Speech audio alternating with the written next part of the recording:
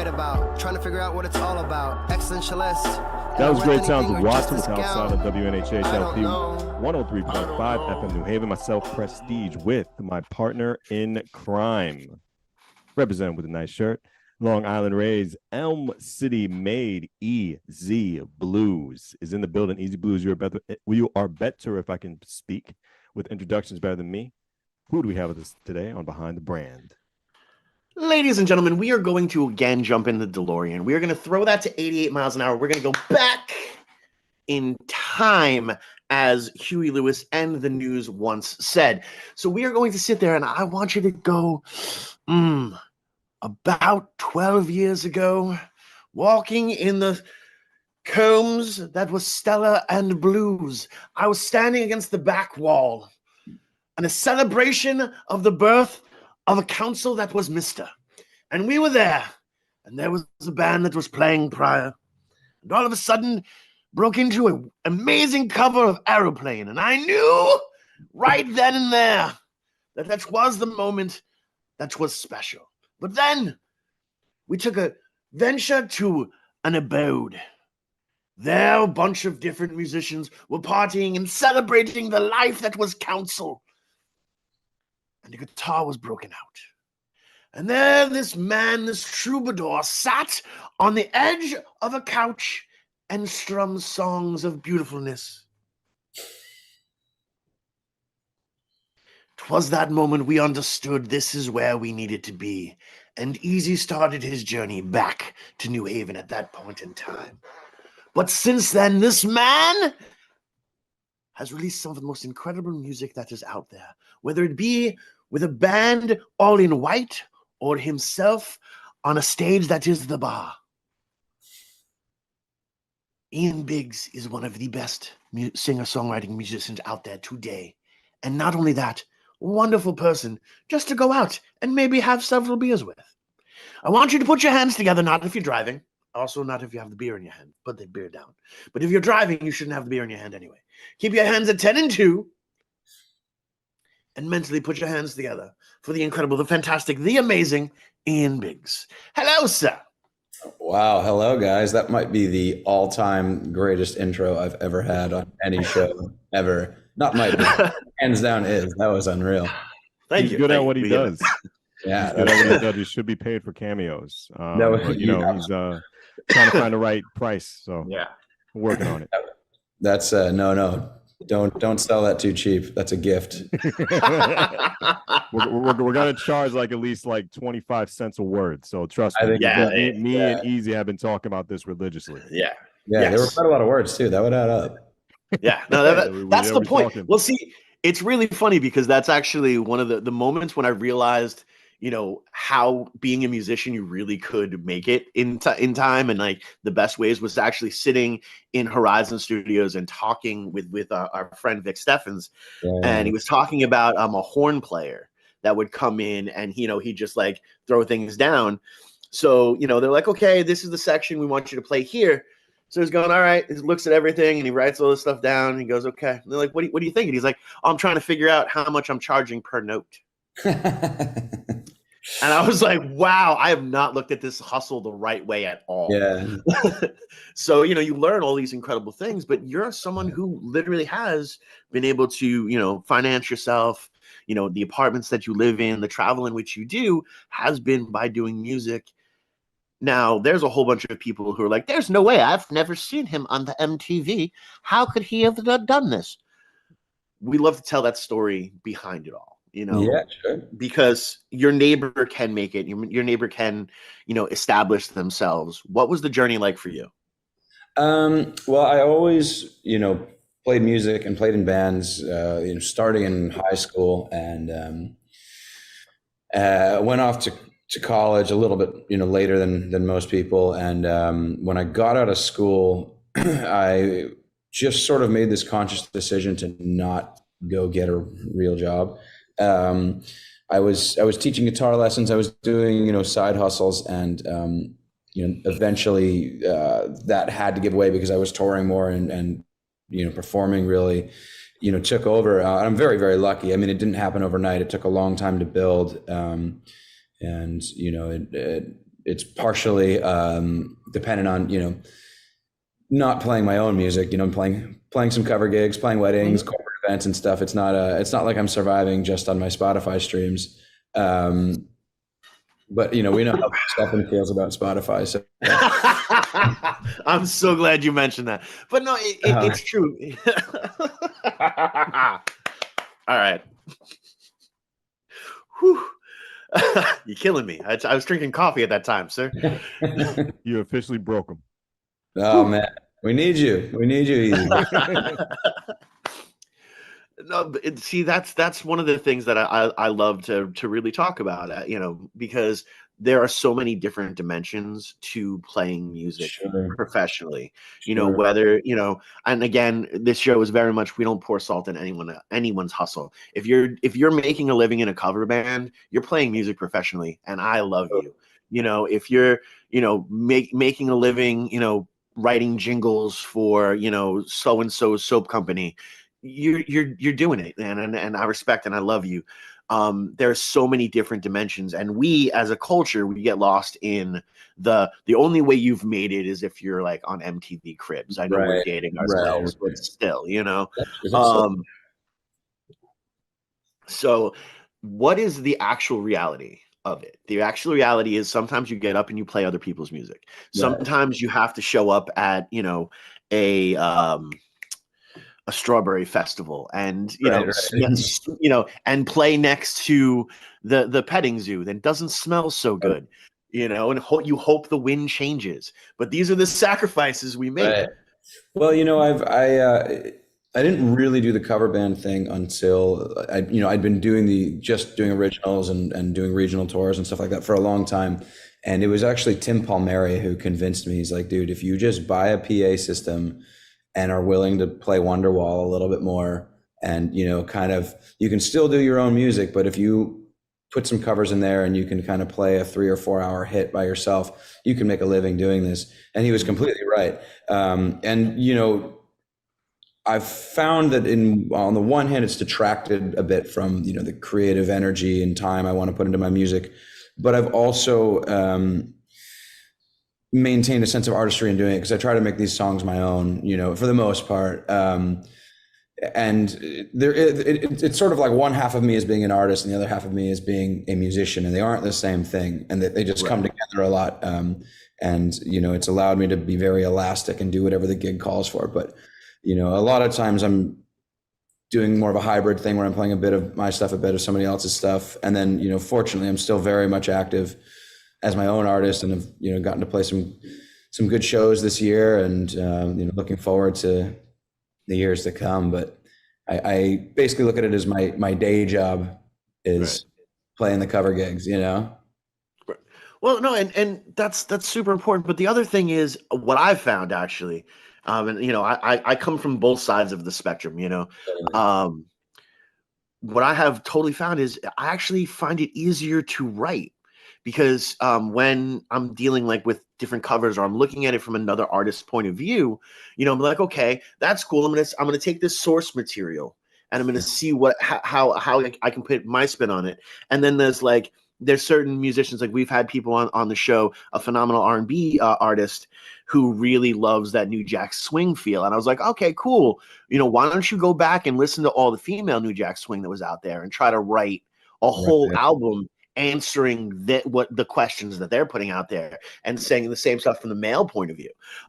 You know, so I think there's a lot that you can play with. Plus, at the end of the day, there is that incredible statement: steal like an artist. Yeah. You know, our good dear friend Uncle Frank Zappa said all original music has already been done by guys in powdered wigs. So just make music, you know? Exactly. Yeah. So I think you should be in that hybrid. And I think that also has influenced a lot more of, you know, the writing style, and also has allowed you to do some cool things. Like, you know, you got to do that amazing, you know, massively viral Patriots song. Oh yeah, I forgot about that. That was a lot of fun. I have Ian Cunningham to thank for that. That was his idea, but that was totally unexpected and quite a lot of fun. I think there's still, I still wake up to a few comments a day on some of those YouTube videos, but Yeah. it's very niche. I don't think anybody in that sort of circle has like realized that I also do my music. They're very much, New England Patriots fans. But all good. We appreciate Well, them. see, well, here's the thing. This is why there's such a beautiful thing about social media, and especially and I talk about it on the show all the time. For artists and for musicians, TikTok is huge because you could take that video, you could chop it up into 30-second clips, and share it on your TikTok account, and then get your TikTok account moving. And as you do that, you also release your own material. Right. So that's through there. So it's already there's a further algorithmic push. Right. And if you want to, we can sit down and we can actually like talk about it. Let's do it, man. I'm not on TikTok much, and I probably should be. It seems like it's the well everybody's fishing in now. So well, not only that, but like honestly, if you can get like one of your songs as a trending sound, that's a stream. Yeah, I was in a label meeting and with I don't know if I should say who, but whatever. We didn't get signed, so it doesn't matter. But the one thing that the people at the label said is there's everything that's blowing up in the pop world now. There's a TikTok component, whether the artist themselves is blowing up on TikTok or the song is trending on TikTok. So you don't necessarily have to be a big TikTok influencer, but having your song be used in some stupid viral dance or whatever, But I also, I kind of want to maintain a certain level of integrity. Not that I would say no to it, but I'm not going to just rearrange my style and what I'm doing to try to work. Exactly. Mm-hmm. Well, see, that's the thing is you already have a catalog of stuff that is more of that quirky, that niche market that has not, in the traditional marketing aspect of music, has not been able to really capitalize or cross over on. Totally. This way, you're actually able to do that, where you can take those niche things that you've already done. It's not like you don't have to change anything. And not only that, but like if you're constantly putting out the content, and I'm someone that's big into, you should just be yourself. Dude, I know you. Like we've hung out. We can hang out for a day and I could get you like 2.5 weeks worth of content. Let's do it. So yeah, see, and it's just being you. And that's really what it comes down to. It's one of the reasons why we have this show is we try to connect the artist or the business owner with the public themselves on a personal level. Yeah, it's a great the more that they can get to know you and love you, the more they're going to actually want to support you moving forward. And then from that TikTok aspect, you can put on your merch store can be attached to that directly and all that kind of stuff. Plus, if we want to get real PT Barnum, we can make sure you're wearing your own merch gear while you're doing that. You know what I'm saying? Like, we could get weird. We could get weird. That's fine. I love it. Let's do it. All right, word. That's great. But now, as you are moving forward, what are some of the next steps? Because you've been able to walk this incredible, beautiful line of playing covers and doing originals and different things like that. Things are moving forward. There's so many more different avenues. You don't necessarily need a record label as much as you did. Not at all. I mean. Well, no, you still do. Because look, here's the thing. You and I are not playing arenas right now because there's no way we could afford to play an arena. If we've got a record label that is at least lending us the money for us to pay back, we would be able to play a lot more shows. So there's a lot of I look at it for the touring aspect. I think labels are needed more than they are for distribution. Go ahead, P. What's up, brother? That sparks a light bulb above my head. This question is pretty much just for both of you since you're musicians. What about a great manager instead of depending on a label? Because usually that manager has the right mouth and mind to probably get you to that venue or a venue leading up to that potential show that you look forward to off your checklist. So I look at it like this, and I could be wrong. I mean, there's sort of three main components that build an artist. There's a manager. Break it down. There's a manager, there's a booking agent, and then sometimes there's a record label. What the record labels really do in today's day and age, they're still sort of the gatekeepers, even though radio is not as big, but they'll help you get on playlists and that kind of thing. But let's just say, I had a viral hit, and I was doing hundreds of millions of streams on TikTok and on Spotify. we didn't necessarily need a record label. You know, I could say, well, look, I need a good booking agent who's going to put a tour together for me, which theoretically you could do on your own.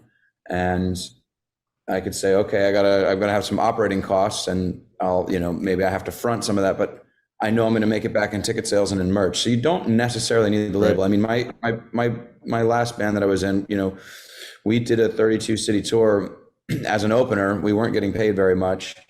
And, you know, we were paying for half of the tour bus. It was, I think the tour bus was 10 grand a week. So for 6 weeks, we were paying 30 grand, and we made it back in merch. You know, we did all right, but there's obviously a huge risk when it comes into touring. I think almost a booking agent can go a little further, but it depends what you're trying to do. There's a lot of people that get signed to labels and they get shelved and it doesn't work out. So there's so many angles to it now. I think you can do so much more on your own. Not that I'm opposed, you know, if there was the right deal in place, I would of course look at it. But I think that the days of, oh, we need to get that big record deal, I think those just don't exist anymore, you know? Well, I love actually how you pointed that out. Go ahead, Pete. You wanted to piggyback on that? I think it was leading up to another question, but it wasn't relating to the piggyback. So if you just want to piggyback what you're going to say, yeah, I'm gonna piggyback real quick. Yeah, 'cause I know you want to say something. Because look, man, I've studied this business ridiculous, and this business is one of the grossest businesses in the history of businesses. If we're being real, labels are always going to be there, and labels are always going to be needed. Because a lot of that blowing up right now on TikTok and viral stuff is actually because the labels have invested the money to push in the advertising aspects to move forward. There's a bunch of people, and I'll 100% call it out because our good friend Ethan James definitely did online, and then I did some research on it. But that latest one, Anthony Oliver, whatever his name is, that's an industry plant. You know, that microphone that he had in that video, that's a really expensive microphone. And the sound level and the quality of that video, there was actual investment money put behind that. And I don't think this dude came up with that out of his own pocket, because you're talking about more than likely for that 4-minute video, probably $4,000 to $6,000 at least in production costs on that. So let's be real, so I think, and also that song ABCDE, and of course the words we can't say on the radio, that was actually proven to be an industry plant. Gotcha. She was on a TikTok live saying, oh, what should I write about? And somebody messaged in, oh, what about ABCD? The song was already written months before. It was all scripted, basically. Yeah, it was all scripted. So there's still all these things that we think, or like I talk about all the time, like the Paul brothers. They don't just go viral. They have an entire marketing team behind them that tells them how to go about things, and they just do their job the way they should do it to continue to move forward. So there is a lot more business behind that I think labels are going to interject themselves in more and more and more. But if you can catch lightning in the bottle and you can make yourself go, streaming, that's why I try very hard to talk to artists as we're coming through, just so that they can start to look at how things go. I've spent a lot of time watching algorithms and watching, how the different trends roll through. Right. There's a way to make enough to be okay. But, that I have one hit and I'm going to get, 1 million plus streams. Look, Tekashi 6ix9ine had a label behind him pushing, all that thing. And look, we know that if you go onto the Book of Face, you can buy ads for your stuff that's going to be shown to 10,000 more people, 100,000 more people. And that's the costs that the record companies are going to take over. Well, for sure. I mean, I guess I think we're agreeing. What I'm saying is you don't necessarily need you do need funding. Yeah. You exactly. Definitely do need funding, and that's the hardest part. Like I'm self-funded right now. I've had in the past, some backing, and it did allow, it did help things. I mean, we were able to advertise stuff, we got on some big playlists. That's, that helped me get streams, but it is hard, and the label also does this. The machine is already set in place. So yeah, I do agree with you, but there is a way to do it independently. I don't think there's a way to do it without having some kind of Oh yeah, no. you know, You, yeah. initial investment to, stir the pot a bit, so to speak. But if we're also being honest, and in no way are we deterring anyone from being an artist, if you want to start your own business, period, you're going to need, Exactly. a startup cost. You're going to need some sort of seed. You're going to need some type of financing. It is Exactly. no different than owning your own gas station. It is no different than any other type of aspect of it. So, you just know what you're getting into, because a lot of people have really pushed the dream, of what's going to happen. But then when you actually look at the reality and how much business is actually in there, you Right. know, I remember I joined the army to quit music, because the Oh, business is wow. On that good. WNHHLP 103.5 FM New Haven, myself, Preston, and EZ Blues repping that nice shirt. Go ahead, Easy. Yes. Well, yeah, because the business does break you down. Like, look, man, I have heard from so many different management type of people and label type of people. Oh, you can't say it like this. You can't sing it like this. I need you to be lighter. I need you to be heavier. Yeah. Oh, why would you get that tattoo? Don't do that. Right. I was told by someone that I should go to a red carpet and punch a pop star in the face, and that's how they're gonna launch your career. I mean, you never know, but but it also might have been so disingenuous. It wouldn't have been you. You know what I mean? Like, it's Exactly. like, I don't think it's that hard to become famous. It's just hard to become famous for the reasons you want to be famous. Oh yeah, like, you remember that guy that went streaking through the Super Bowl? Like, you could Yeah. get your 15 minutes of fame if you wanted to, but Right. Yeah. no, it's very, very, very true. But Yeah. yeah, Well, see, Of course. here's the other thing, and this is what I definitely want to give you your flowers for. You are someone who has maintained your integrity. The stuff, even in the covers, and we talked about it in the beginning, the totally. covers in which you do. But even your stuff maintains artistic integrity. It maintains, it's able to tell the story, whether it be the story of why these four different musicians are all wearing white to every single show. Right. There's all Right. these different dimensions to it.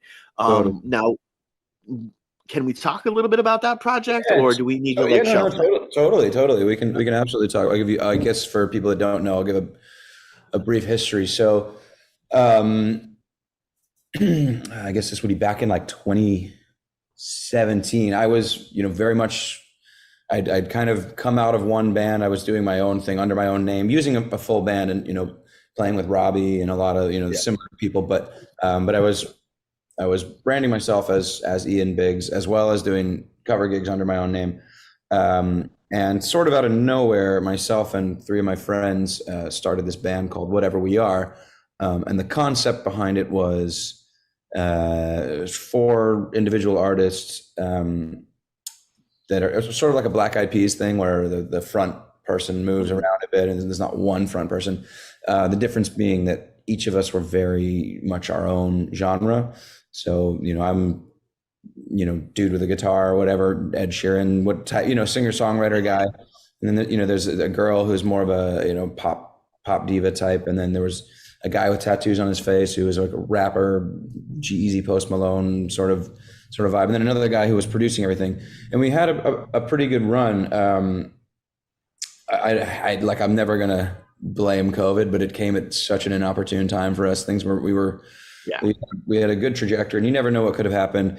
During COVID, the other two guys left the band, and then Gabrielle and myself carried on for a while. And I don't want to say we're not a band anymore. We've just kind of gone on a somewhat indefinite hiatus. We never formally said we're not doing this anymore. I think we just both wanted to turn our attention to other things, and at some point maybe we'll come back to it.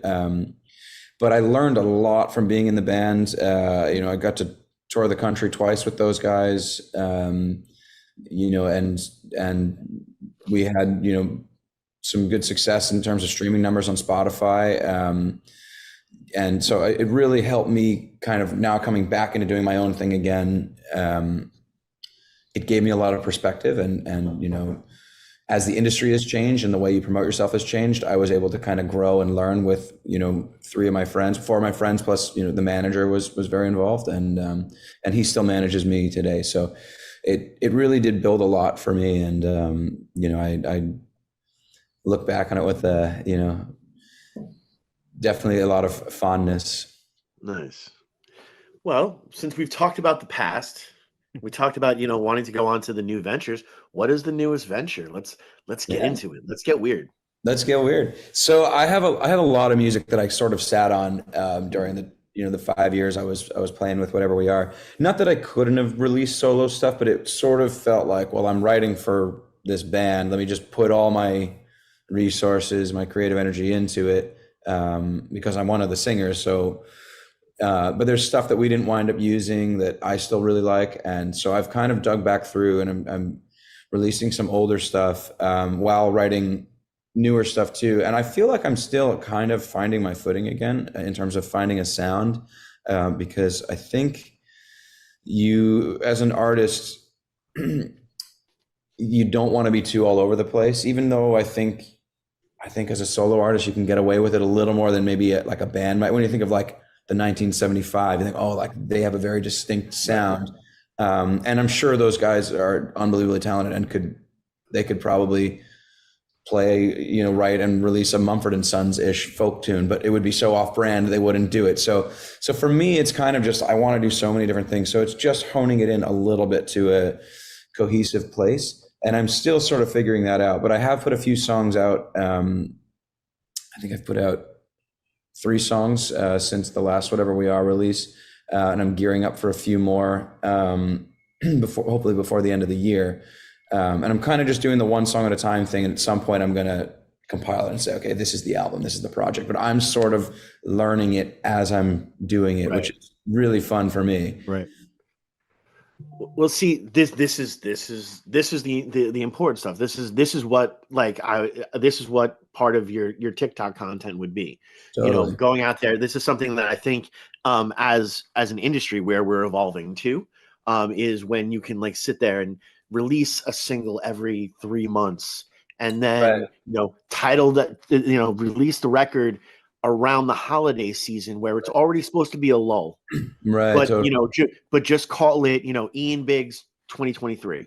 Right. Yeah. Maybe that's it. You do a record every year or something. Yeah, but it's just a compilation of the singles you've released. Exactly. And maybe when you put the rest of the record out, you have an additional 6 tunes that you're like, these, not that you don't care about them. These are the B-sides. Yeah. Yeah. And that's kind of where I'm at right now.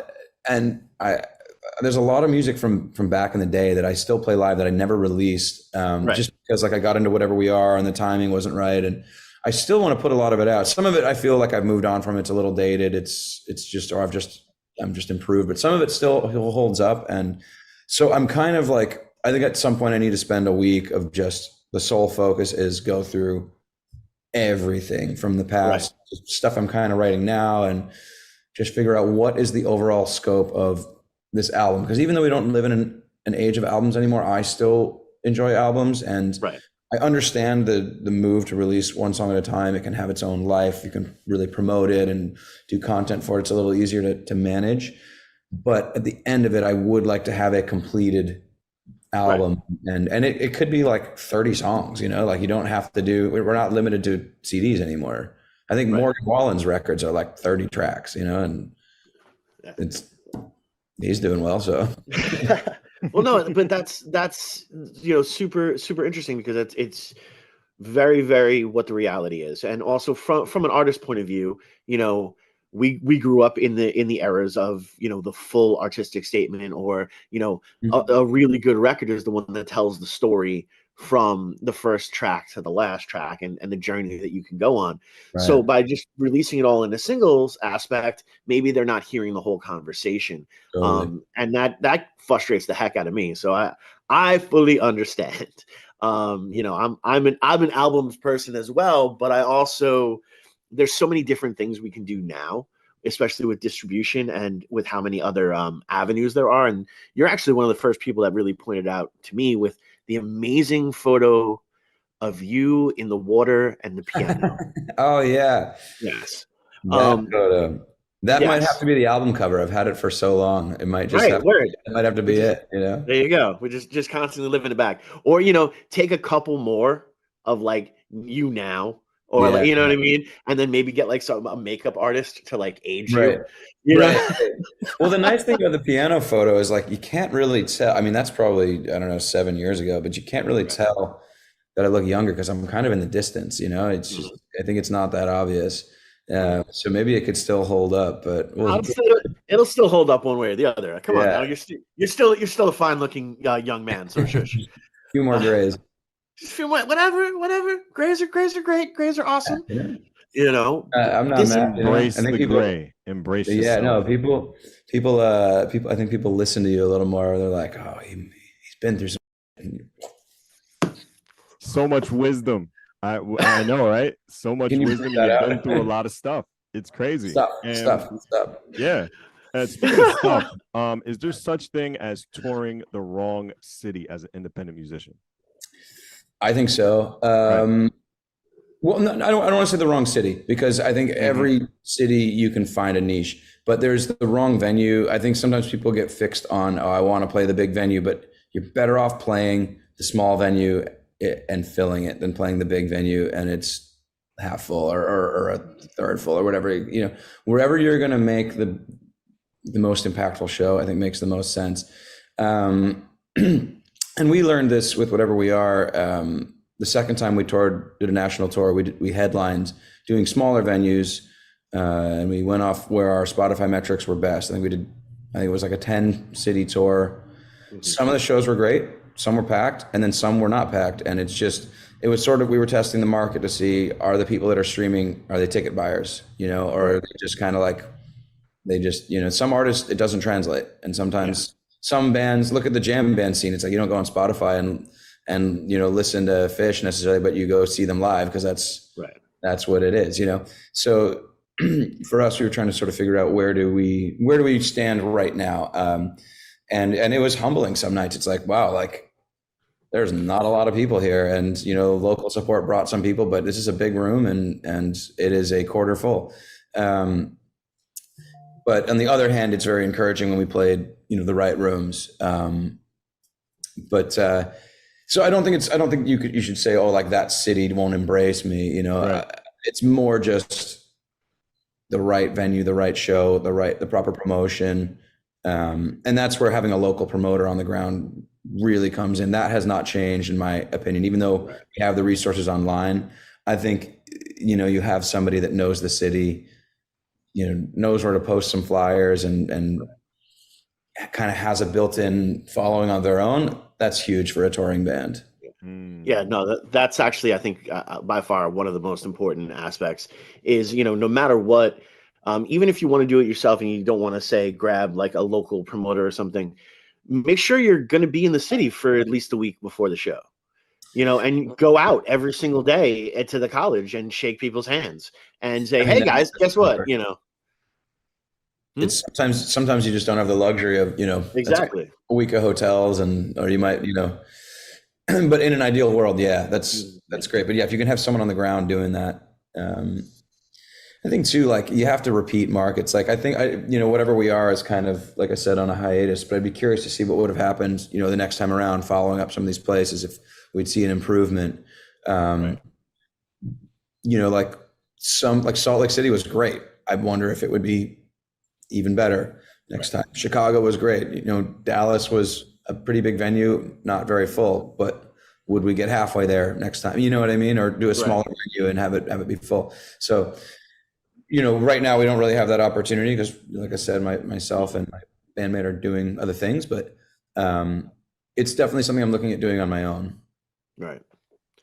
No, it's one you and I'm hoping that people will go back and listen to this interview and really understand some of the stuff that you're talking about because, you know, one, I love how you've taken the old school radio philosophy and put that towards Spotify because that's really what you need to do. Spotify There's a lot of is the people. radio. Yeah. It's the new radio. So exactly. And on the one hand, it's kind of nice because like the radio did this thing where, you know, when Clear Channel became a thing or iHeartMedia, whatever they're called now, like it shrunk the top of the pyramid so much to where like if you're in that, if you're Ed Sheeran or, you know, whatever, you know, somebody of that magnitude, you're golden because you're going to be on every syndicated radio station all over the country. but it's so much harder to get there. Spotify, at least now you have all these different niches. You can have a legitimate following on Spotify and not necessarily be famous, but big enough that you could go sell 1,000 tickets at, a venue that's not your hometown. So that's the cool thing about it. The downside obviously is that there's just a lot of noise to cut through now. There's however many thousand releases, tens of thousand releases a day, or 100,000 releases, whatever that figure is. It's, everyone wants to do it. Speaking of noise, do you feel there will be a strike soon with music? Just with streams and stuff getting like out of hand. Like, I'm not saying like complete strike, but I'm just saying like a corporation strike. I don't think so, simply because like no one's really like, there's not really a union. I mean, there's like a musicians union, but that's kind of right. I don't even like, I'm not in it. I don't know who's in it these days. Like, I don't know if that's still a thing. I don't really see it happening. I think like, what's happening in Hollywood makes a little more sense, because there's a little bit more, there's a little more structure. That's the word. Right. There's a little more of a cutoff between a professional actor and an amateur actor. That being said, you can kind of, be like a TikTok person that acts and blow up like that's coming next. I think, sort of the blurred lines of acting, but there's a little more structure to it. I think it's maybe a little harder to self-release a film than it is music, just because I think there's a little more that goes into it in terms of, the creative process, the recording process. And you depend on, unless it's a one person film and you're doing the soundtrack, it's, so I just don't see it happening, but I could be very wrong. I don't know if I'm the best judge of that. No, I 100% agree. Unfortunately, if there was an established union like there is for the Actors Guild and the Writers Guild, that would be completely different. But that's the one thing that the massively slimy music industry has been able to do, is make sure that we can't unionize, because, it doesn't necessarily matter. But that being said, I have a lot of hope that the positive turnout that's going to happen with the Actors Guild will at least put a law on the books that then us musicians and us writers can sit there and go, okay, well, this, is what's going on. And, because when we talk about on the show a lot, Peter Frampton went in front of the Congress the year that he had like 10 million streams for one of his songs. He made $1,700. That's crazy. Yeah. And like even the most conservative of misers was like, hey, that's not a lot of money. There's something wrong there. That's crazy. Yeah. So we can hope that I hope that they're able to put at least, one of the main things that makes our laws so important is that there was already something on the books for that before. And that's really how our law system works. In the most easiest of terms, that's how our law system works. Right. So having something on the books that we can say, okay, well, here is the case of how this streaming works for the music industry, the movie industry. This is how it should work for the music industry, and we can fight a little harder. And you do see cases too, like remember when Taylor Swift pulled her music from, I don't remember if it was Spotify, I think it was Apple Music, because I think it was Apple Music because they were giving out like 3 months free to new subscribers. And you said, like, that's not going to hurt me, but it's going to hurt the small guy. And depending on, or sort of the mid-tier people that are like making a living off streaming. And I thought that was cool. You know what I mean? She didn't have to do that. She stood up for everybody else. And so there are moments where people are kind of taking it upon themselves, but it is a bit chaotic and disorganized in general. And, everyone is at the end of the day looking out for themselves. Spotify, Apple Music, every artist, every play curator, they're all going to look out for themselves. Of course. But it's so super interesting because now this is going to be the time we mentioned Vic 3 times on a show. But I know that Vic actually started to do some research into the stuff, and some of the biggest investors and owners of the streaming services are the record companies. So there is actually it's muddy. There's enough muddy water there to state that so that maybe contracts don't really make as much sense Right. because you're no longer doing it in the best interest of the artist Right. if you own the streaming service as well. Right. So there's there, but again, like anything in this world, we need to have good financial backing to go on this cause. Exactly. So we're gonna need that record label to give us that advance so we can sue that record label, is what we're saying. Exactly. On WNHH LP 103.5 FM New Haven, myself, Preston, and my partner in crime, Long Island Rays, Elm City made EZ BlueZ is in the building. We got the great musician Ian Biggs with us on Behind the Brand. Go ahead, Easy. So as you are moving forward and stuff like that, you said you got a couple more singles that you're thinking about releasing. And we're talking about the different type of mediums. Are you just going to be doing the releasing as per the music, or are we going to see more visuals, some music videos? Are you working with any of like the super talented people in the New Haven scene, like the amazing Electra Morrison, or different things like that? Let us know. I mean, the main thing is music, right? So put it on Spotify, Apple Music, all streaming platforms. But I'm also I haven't planned on doing any music videos, but I am doing short content, the kind of 10-second clips for reels on TikTok and Instagram and that kind of thing. And I think maybe for the right song, I would, invest in doing a full-length music video, but I just don't know. I don't want to say it's a dying art because it isn't, but people's attention spans are so short nowadays. You're almost better off just getting those short clips, because at the end of the day, I want to drive people, to Spotify and Apple Music or wherever they're listening to. I want them to hear the music. I don't need them to see my face. You know what I mean? Like, that's great if that, works and is part of it. And I do think the visual aspect is important, but I'm trying to drive everything to, to the song.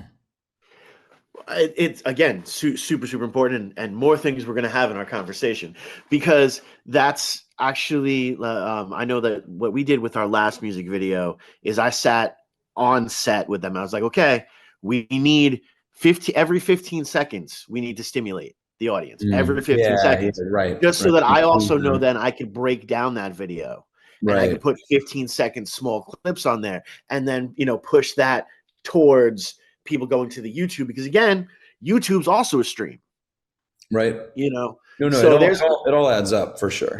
Yeah, so there's definitely ways that you can try to do that, and as long as you're understanding your demographic and what you want to do, don't go into, again, if you want to release a 30-track record, please release a 30-track record, but remember that you have to market it in the smallest, most digestible portions as possible to get people to get to the 30 tracks. Exactly. Give me an amazing, I want, if it's going to be a 30-track record, there better be 30 tracks that have the entire time, each 15 seconds better be beautiful.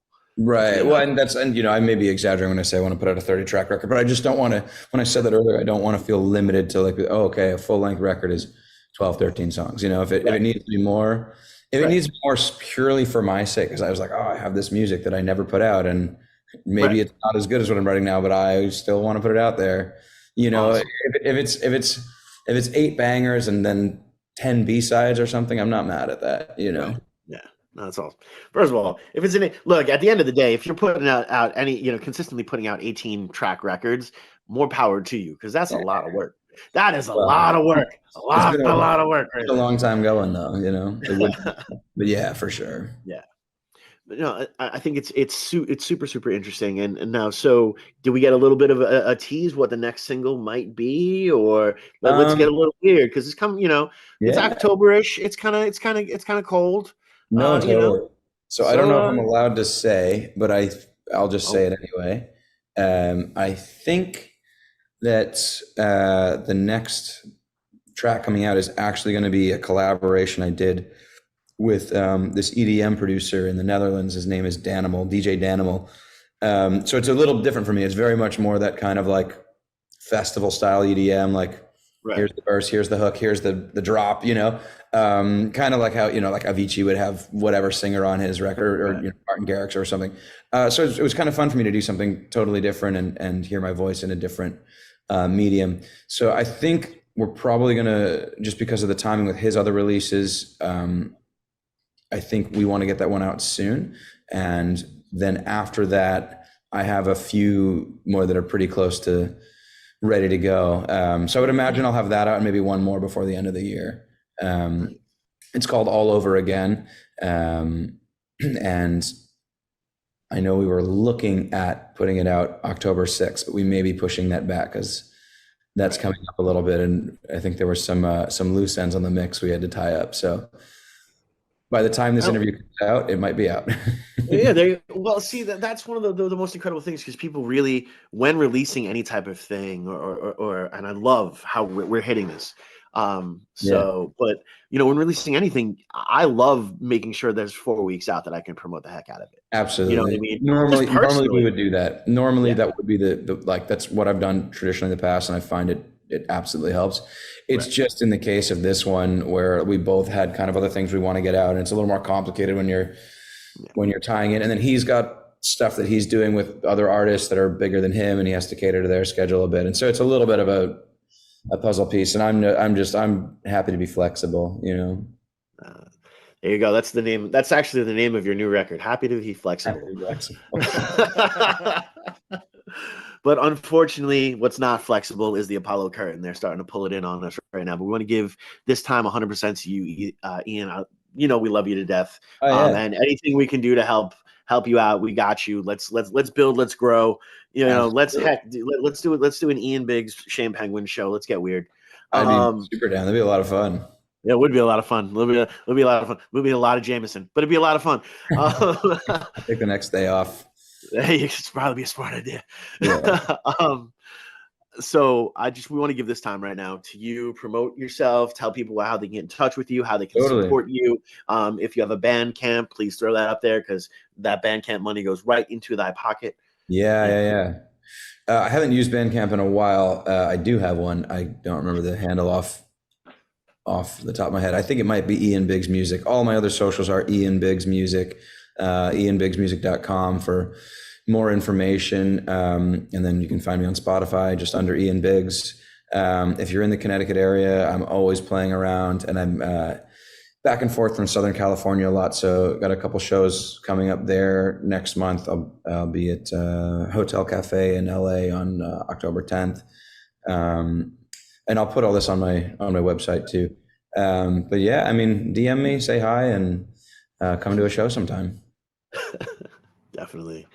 Well, we appreciate you, man. Thank you so much. I think you got maybe like another minute. You want to just give another pearl of wisdom for the singer-songwriter sitting on their couch right now, listening to this. What should they do? And I also do find out, run and don't ever do this is also a very good piece of advice as well. Totally. No, I think. I mean, well, first of all, I just want to say to both of you, thank you so much for having me on. This has been refreshing and a lot of fun chatting with you guys, and I love what you're doing here. It's a really cool concept. It's not just an interview. It's a little more connected on the why and the how you're doing things. So anybody that wants to get into music, I would say just set your expectations, and then be prepared to not meet them, but don't be discouraged, or maybe be prepared to blow them out of the water. Just try to be true to yourself, and I think people know when you're lying on stage, and they know when you're lying in your lyrics. I think be honest. It always translates better. And if you don't know what to play one night, in the words of my great friend Johnny Rogers from Mighty Purple, Steve Rogers, his brother, play what is closest to your heart, because it will translate the best. And I found that to be astoundingly true. Very, very true. Oh, that's awesome. Thank you so much, man. Appreciate you. Ian, so we appreciate you. Yeah, thank you guys so much. Absolutely. On WNHH LP 103.5 FM New Haven, I'm Preston. To my right is Long Island Rays, Elm City Made, EZ Blues, and this has been Behind the Brand.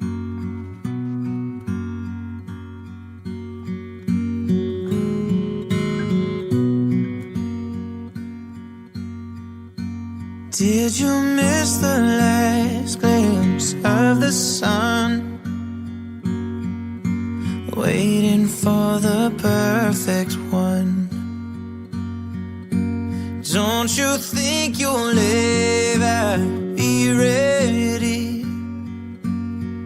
Are you too scared of settling? Young, bright-eyed, and always traveling. But are you going somewhere, running from something? Wonder what this adventure will bring, or if what's behind means anything.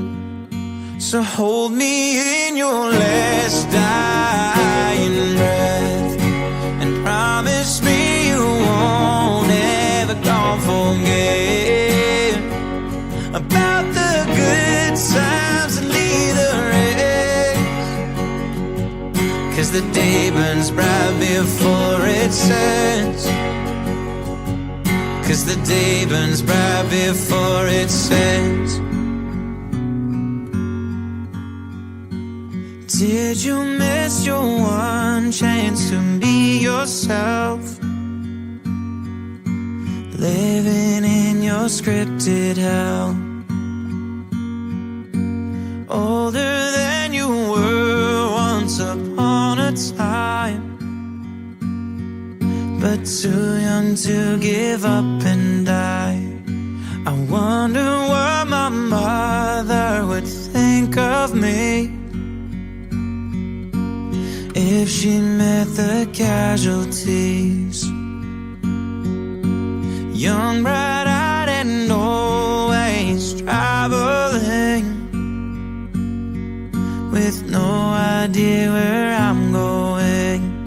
So hold me in your last dying breath, and promise me you won't ever go forget about the good times and leave the rest.